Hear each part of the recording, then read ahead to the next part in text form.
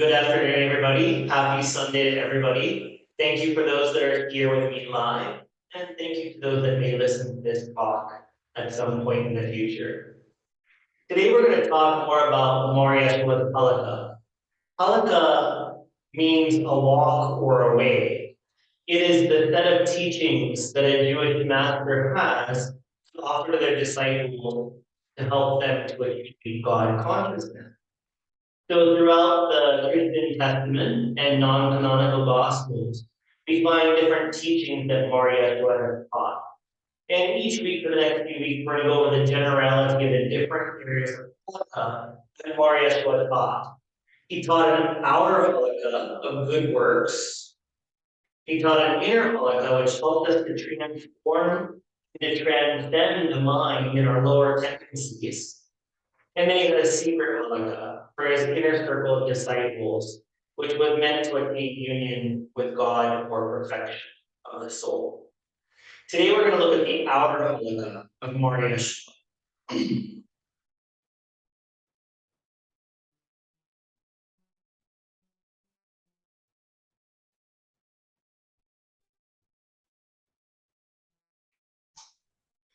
Here we are, Yeshua's outer Halakah of compassionate works. So Yeshua's outer Halakah, or the teachings that are seen from outside, is the selfless service that we do to uplift humanity.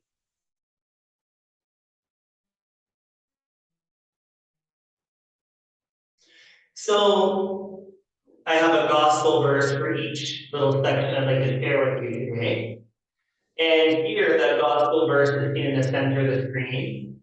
But if it is by the finger of God that I cast out the demons, then the kingdom of God has come to you. This comes from Luke chapter 11, verse 20. And of course, those who have been coming here, the Aramaic word for kingdom is Malkuth. And Malkuth doesn't mean a place, an outer place. Malkuth is better defined as the rulership of God, the sovereignty of God. So this could also be read as, but if it is by the finger of God that I cast out the demons, then the Malkuth, the rulership of God, has come to you.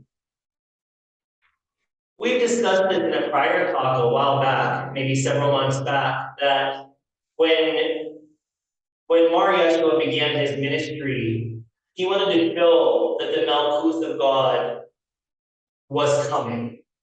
That the Malkuth of God, the sovereignty of God, was at hand. That God was present with humanity, and that when we do spiritual practices, the Halakah of Yeshua, we plant the seed of the Malkuth, of God's rulership, of God's inner guidance in our heart. And then as we continue to do selfless service for humanity, as we continue to meditate, pray, to work together, that seed grows and grows and grows until the soul attains perfection. Until every thought, word, or deed is guided by God from within. Yeshua wanted to demonstrate that the Malkuth, the rulership of God, had come, even at the beginning of his ministry, and that it would grow slowly over time. And one way that he demonstrated that the Malkuth of God was present was that he did dramatic healings, and he did dramatic exorcisms. So he cast out demons, and he healed people of various illnesses. And this was a dramatic form of selfless service, or outer Halakah, to show that God was present with us, Emmanuel. So how can we apply this to today? Not all of us are healers, although many of us may be healers of different traditions. And this world needs healers. Let's spread our light. But if you're not a healer per se, what are forms of healing that we can all do? And the answer is simple. We can smile at people in the street. Even if we don't have a penny to give, we have kind words, compassionate words. We can just sit and listen to a person and put our hand on their shoulder as we take it in and receive that. with a great deal of loving empathy. Just listening to somebody unburden their sorrow of grief, that's very cathartic and healing. So even if we don't have a very dramatic form of healing to offer the world, everybody can heal others by smiling, by listening, by offering to help people that are sick or ill, and by saying kind words. That's a great form of healing that we can all do every day.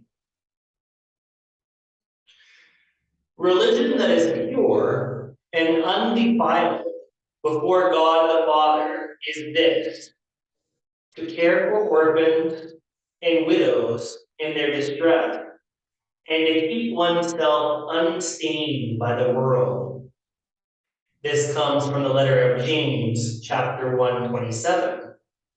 James was the biological brother of Yeshua, and he was the first bishop or overseer of the Jerusalem church, the first Jewish Christian church after Jesus' crucifixion event.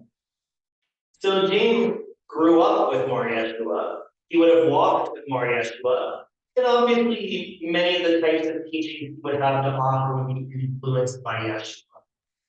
So here we learn that true worship is not really at the altar, even though that's important and it's beautiful. And our group worship brings down the grace of God in torrential grace of water and purification to the whole earth on the spiritual level.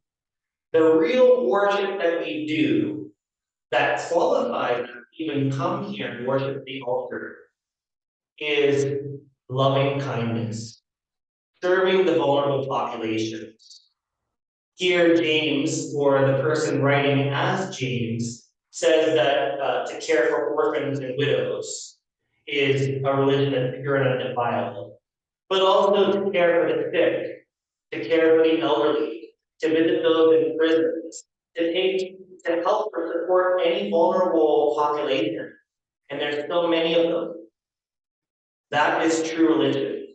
Uplifting humanity with pure love and acts of loving kindness. That is the true worship that Yeshua wanted us to do. Sharing our surplus with others. From 1 John chapter 3, verse 17, we see, how does God's love abide in anyone who has the world's goods and sees a brother or sister in need and yet refuses to help? How does God's love abide in anyone who has the world's goods and sees a brother or sister in need and yet refuses to help? So here, John the Beloved, we assume, another very advanced apostle of Yeshua. His perspective on Yeshua's teaching was that God's love in our heart is expressed by outward actions of giving. So there is nothing wrong in this world with earning money. A lot of people in different spiritual traditions think that having money, having a good house, having a car, having nice clothes is bad. That is not the case. If you have rightfully earned your money, you can certainly spend that money on having the best life. But if we're so fortunate as to have a surplus, then we should look around us and find people that might need support and help. Whether it's a homeless person in the street or your neighbor that might not have enough food for their children to cook that night. So enough food to cook for their children that night. We have to have eyes in 360-degree vision and look around us and see who we come. And not everybody needs help the same way. Some people just need a silent companion to sit with so they're not lonely. Other people might need to talk. Other people might need acts of kindness. The very, what do you want to call it? When you're walking a lady across the street, or when you're helping people carry groceries. Or maybe there are older people that can't go to the grocery store easily. You offer to shop for them and bring their food back. There are a lot of ways of giving and sharing with others. We don't have to give, not everybody has money, food, or resources to give, but we all have time. And time is the one thing that we can't give back. I can make $1 million and lose $1 million, but you can never get back one wasted minute. That's something my spiritual master always taught to us. It doesn't matter if you lose $1 million, but you can always earn $1 million back. But you can never get back one wasted moment that could have been used to uplift another person that's suffering. So giving should be grounded in a compassionate attitude of loving and kindness. Loving kindness is an attitude that we can cultivate in our hearts. And we'll talk about how we can do this in future classes and future talks. But the basic idea is that we shouldn't just be like, oh, here's a homeless person, let's give them $1. Your giving should be rooted in a true concern and love, even if it's an impersonal love, to help people around us, to relieve their suffering, to relieve their pain, to relieve their sorrow. Loving kindness starts with ourselves. And then true spiritual awakening is when I realize that there's only one self. There's only a we, not an I. And the we is one soul. We are individual souls inside the great soul. Each individual soul, when it becomes enlightened or perfected, they see all beings as themselves. So if Jane across the street is hungry, I should feel that hunger like it's my home.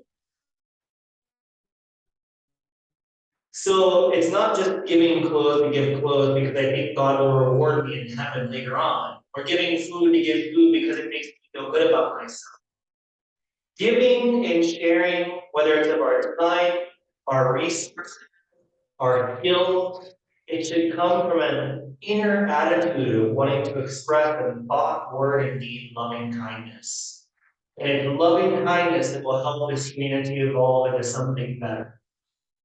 And Paul, in 1 Corinthians chapter 13, he describes this attitude so beautifully. And I have the whole verse, all 13 verses on the screen here for you to see. Let me read that out loud with you.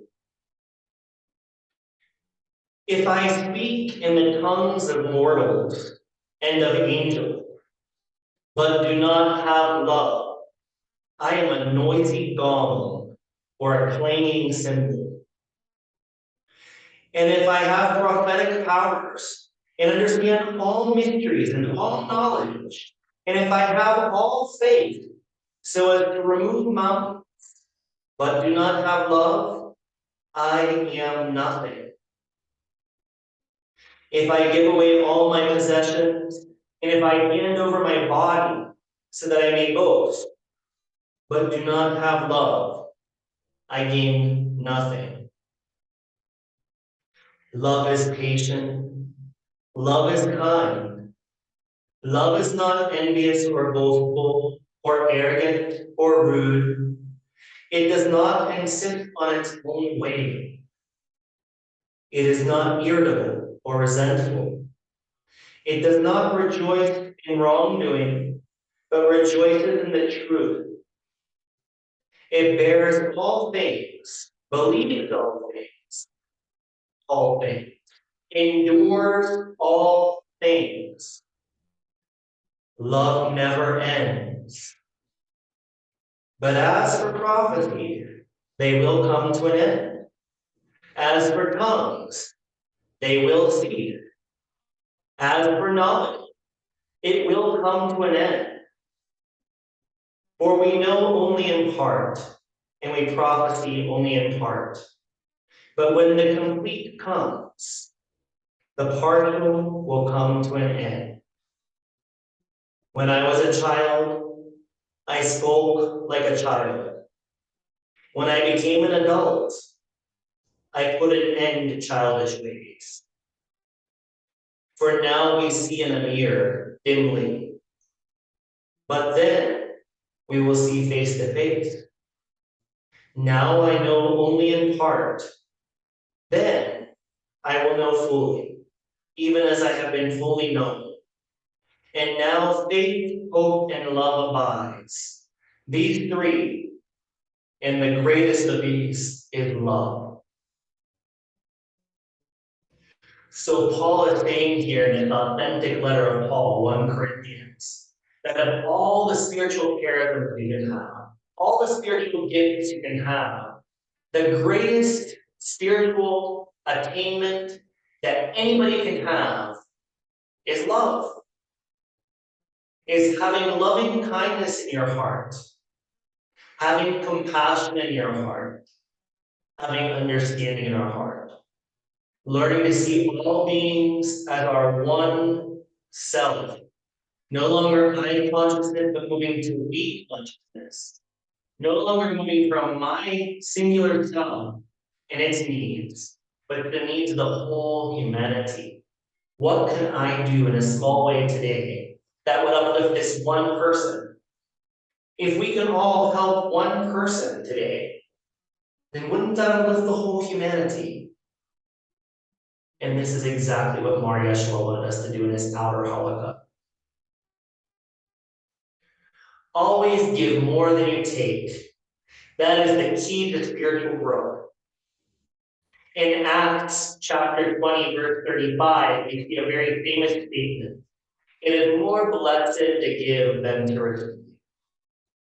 It is more blessed to give than to receive. And at this point, outer Halakah becomes inner Halakah. And here are ways to make this happen. It is more blessed to give than to receive. Always give more than you take from people in the earth. If you take one potato, give 2 potatoes. If you pluck one flower, make sure 10 flowers are cultivated and live their full lifespan. Always give more than you take from people and the earth. Never accept anything without giving something in return. And a lot of people may disagree with this, but it's a very powerful teaching that one of my great mentors. And this is very simple. In the very least, when somebody gives me something, what would I say? Thank you. So in the very least, we can return gratitude or give thanks. But also it's good to give a kind word. Give them something in return. If somebody brings me a cup of coffee, I'm going to invite them into my kitchen and I'm going to share some cookies with them.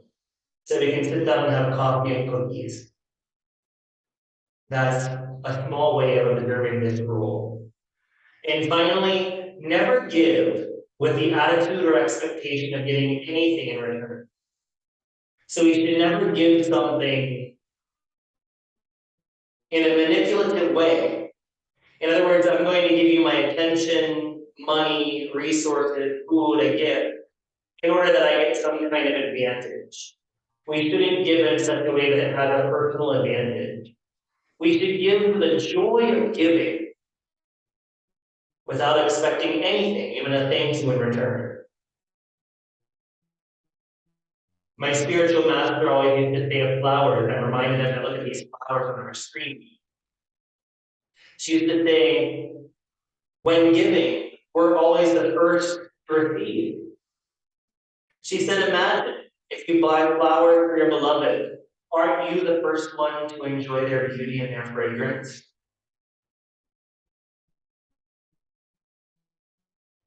This too is Yeshua's implied teaching.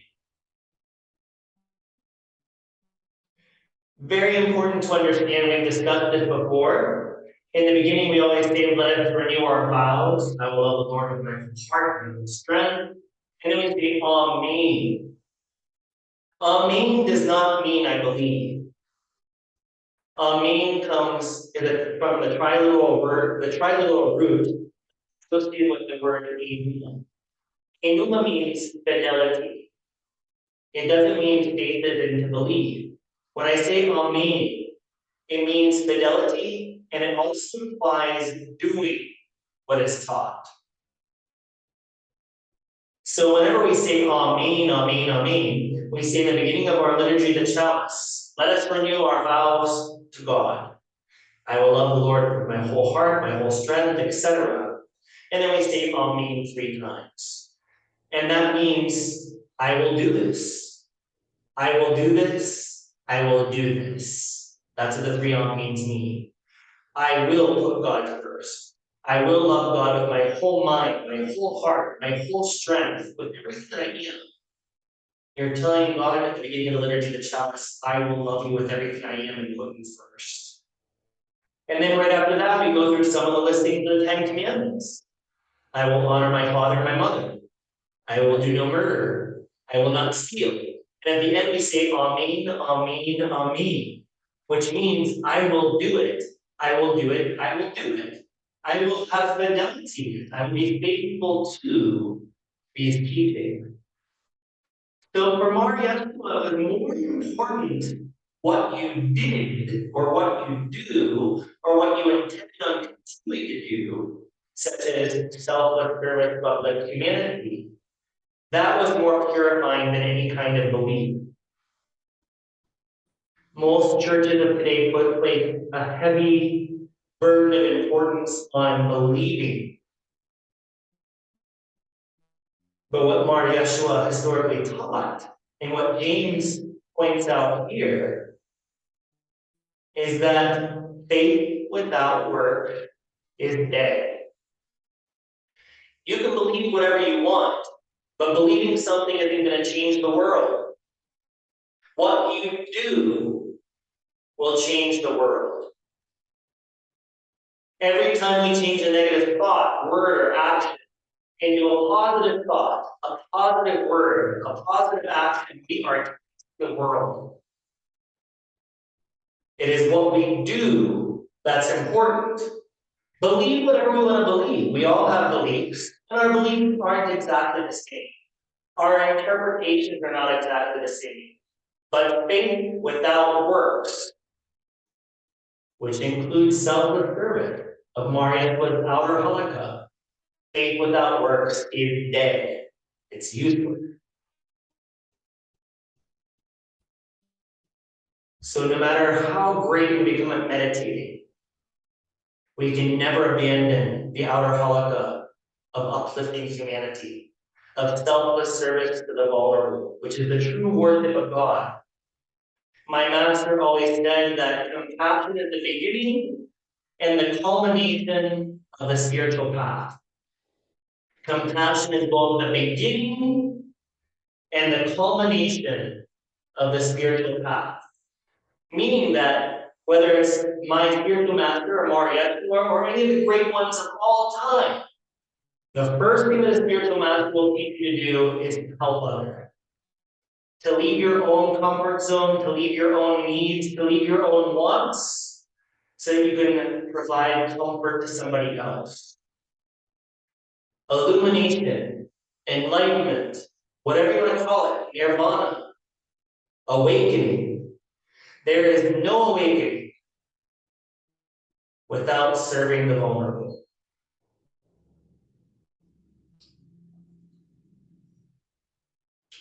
The goal of the outer Halakah of compassionate works. Let's wrap it up so we can move into our joyful celebration of the Eucharist. The goals of the outer Halakah are as follows. It helps us to move from I consciousness to we consciousness. It's no longer just about me and what I want or what I need or what I desire, but I purposely, consciously think about what could benefit my neighbor, my brother, my sister. Who is my neighbor? Who is my brother? Who is my sister? It is every human being on this planet. It is every being in all worlds with both visible and invisible bodies. It's doing what is best for all of creation. All spiritual traditions encourage compassionate actions rooted in the heart. Selfless service is the only soap that can wipe the mind and heart clean of its accumulated dirt. Selfless service should become a daily part of our spiritual life. It should not be a spiritual practice, but a way of life, something we do every day.